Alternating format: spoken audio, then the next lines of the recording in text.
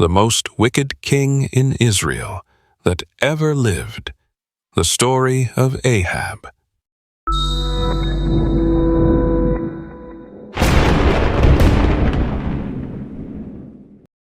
Power, influence, legacy. These are the things kings are remembered for. But what happens when power becomes poison, and a throne becomes a gateway to destruction? Today, we dive into the chilling legacy of the most wicked king in Israel's history. A man whose reign was marked by bloodshed, betrayal, idolatry, and defiance of God himself. This isn't just a story of evil. It's a warning for all generations.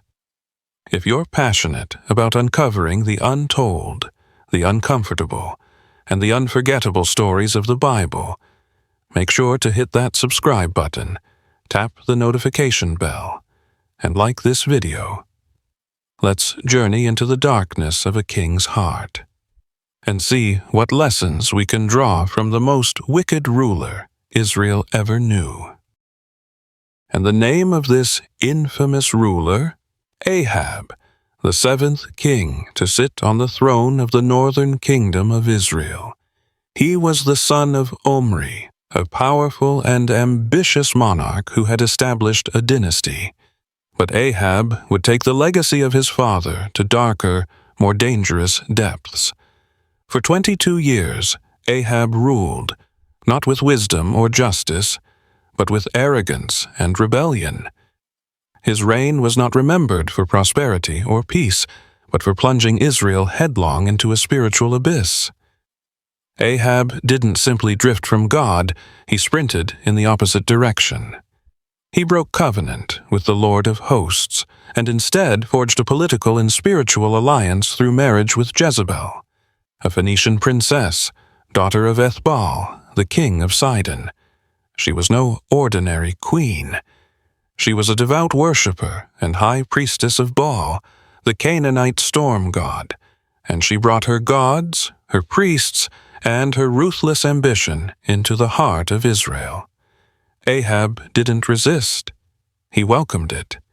He built temples and altars to Baal right in the capital of Samaria.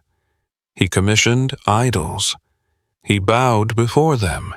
He sanctioned pagan rituals and desecrated holy places. Worse still, he used the royal seal to silence the prophets of Yahweh, the God of Israel. Some were hunted. Others were executed. The voices of truth were being systematically erased while the king entertained false prophets and fed a nation with lies.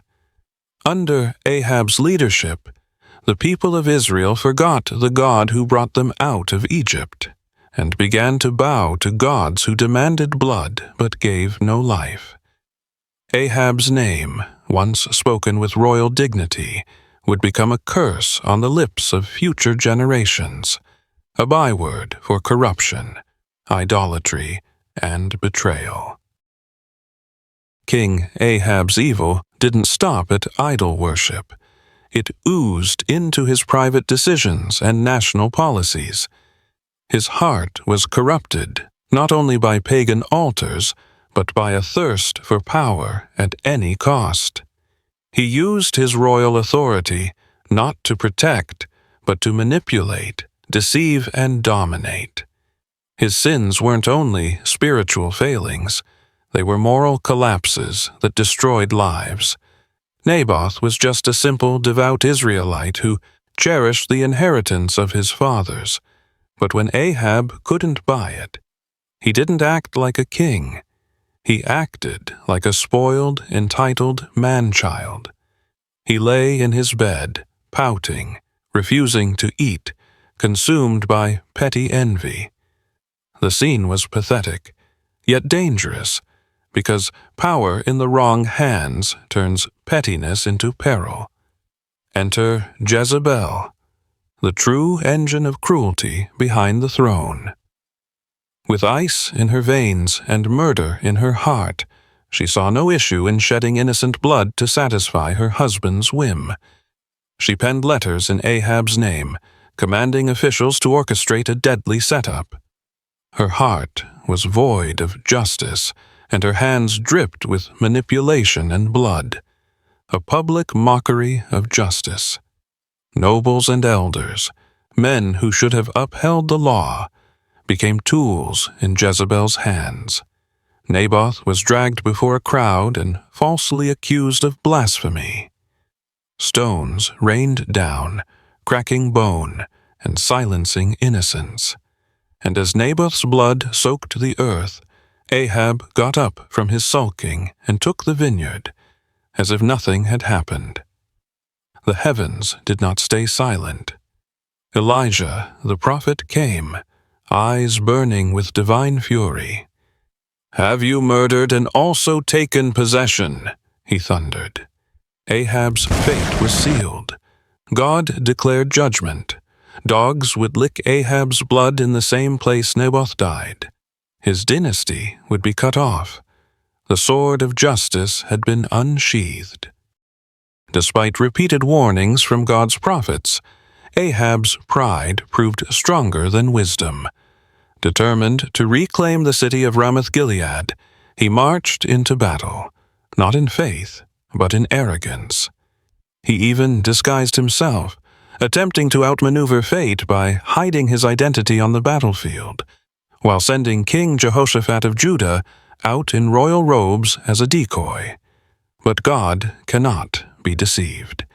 In the chaos of war, a seemingly random arrow, fired without aim, found its mark. It pierced through Ahab's armor and struck him in the heart. Bleeding out in his chariot, the once mighty king slumped in defeat, his life ebbing away with each passing moment. As his body was washed at a pool in Samaria, dogs came and licked up his blood, just as Elijah had boldly prophesied. A tragic and poetic justice, a grim fulfillment of divine judgment that sealed Ahab's legacy. Thus ended the reign of Israel's most wicked king, not with glory, but with disgrace. A sobering reminder that no throne is above God's authority, and no ruler escapes his justice. The Bible doesn't hide the darkness, it reveals it, so that we might walk in the light. Every story, even the hard ones, points us back to truth, to justice, and to the God who sees all. If this story moved you, challenged you, or made you see things differently, don't forget to subscribe and turn on notifications so you won't miss the next powerful journey through Scripture. There are many more stories, rich with meaning, full of faith, and burning with truth, still waiting to be told. Until next time, stay safe, stay curious, and stay grounded in the truth that never changes.